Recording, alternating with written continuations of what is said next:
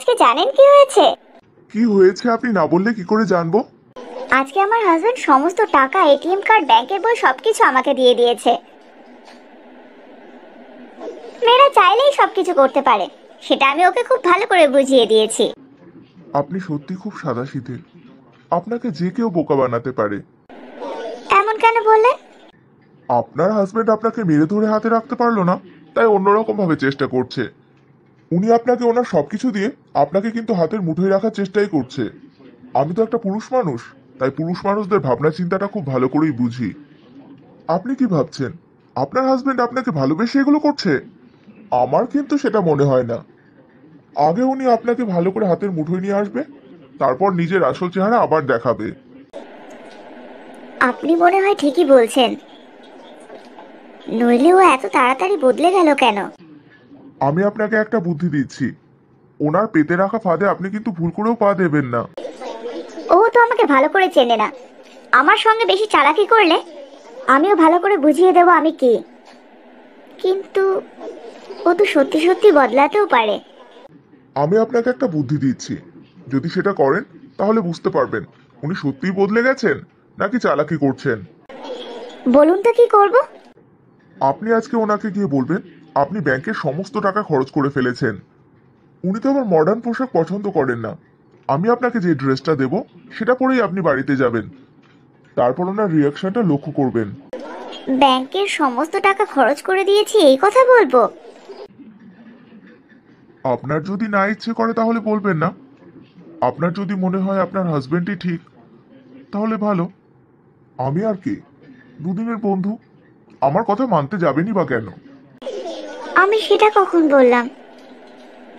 আচ্ছা ঠিক আছে, আপনি যেটা বলেছেন আমি সেটাই বলবো। এই অফিস থেকে ফিরলি বুঝি? হ্যাঁ কাকিমা, তুমি কিছু বলবে? বলার জন্যই তো দাঁড়িয়ে আছি। তোর বউকে কি তুই কিছুই বলিস না? ও যা খুশি তাই করে বেড়ায়। এই বাড়িতে আরো বউ মেয়েরা আছে, তোর বউকে দেখে ওরা কি শিখবে? যখন তখন সে বাড়ি থেকে বেরিয়ে যাচ্ছে, দিন নেই রাত নেই। এই তো একটু আগেও সেজে গুজে বাড়ি থেকে বেরিয়ে গেল। সেই খবর কি তুই রাখিস প্রত্যেকদিন তোর বউ কোথায় যায়? আর 2-4 দিন আগে তো দাঁড়াও কাকিমা, বাবা মা মারা যাওয়ার পর তোমরা কিন্তু আমার সঙ্গে অনেক অন্যায় করেছো। আমি মুখ বুঝে সবকিছু সহ্য করে নিয়েছি, তারপরেও তোমাদের সম্মান করি। এই বড় বাড়িটার মধ্যে তোমরা শুধু আমাকে এক কোণা দিয়েছো, তাও আমি কিছু বলিনি। আমি তো কই তোমাদের ঘরের কোনো ব্যাপারে নাক গলাতে যায় না। তাহলে আমার ঘরে কি হচ্ছে না হচ্ছে তোমার দেখার দরকার কি আছে? বাবা, তোর তো দেখছি বেশ চোপা হয়েছে। তো সারা জীবন কি তোমরাই বলে যাবে আর আমি শুনে যাব? আমার বউ কি করছে না করছে তোমাদেরকে দেখতে হবে না, সেটা আমি বুঝে নেব। বউকে মাথায় তুলছিস তো তোল, শুধু একটা কথা মনে রাখবি, ওই মাথা থেকে না মুখে লাথি মারতে তোর বউয়ের বেশি সময় লাগবে না। যখন তোর ওই মুখে ঝামা ঘষে অন্য পুরুষের হাত ধরে বেরিয়ে যাবে, তখন বুঝবি। তুমি তো সেটাই চাও, সব সময় আমার ক্ষতি। আর এখনো আমার সংসারে আগুন লাগাতে এসেছো। তোমার স্বভাব আমার খুব ভালো করেই জানা আছে কাকিমা, তাই তোমার কোনো কথাই আমার বিশ্বাস হয় না। আর আমার ঘরে কি হচ্ছে না হচ্ছে জানলা দিয়ে অত দেখার দরকার নেই, কারণ তাতে কিচ্ছু হবে না। এইভাবে আমাকে কথা শোনাচ্ছিস তো, একদিন তোকে পস্তাতে হবে এর জন্য। ঠিক আছে, যেদিন পস্তাবো সেদিন দেখা যাবে। এখন আমাকে ঘরে ঢুকতে দাও। রান্নাঘরে কি খুটমুট খুটমুট আওয়াজ হচ্ছে? ঘরে চোর ঢুকলো নাকি? ও, তুমি এসে গেছো? তুমি এখানে কি করছো? রান্নাঘরে আওয়াজ হচ্ছে শুনে আমি তো ভয় পেয়ে গিয়েছিলাম। রান্নাঘরে কটা বাসন ছিল, সেগুলোই ধুয়ে দিলাম। আমি ভালো হাজবেন্ড হয়ে দেখাবই। আর আজকে কিন্তু তোমাকে খুব সুন্দর লাগছে। এই ড্রেসটা নতুন নিয়েছো বুঝি?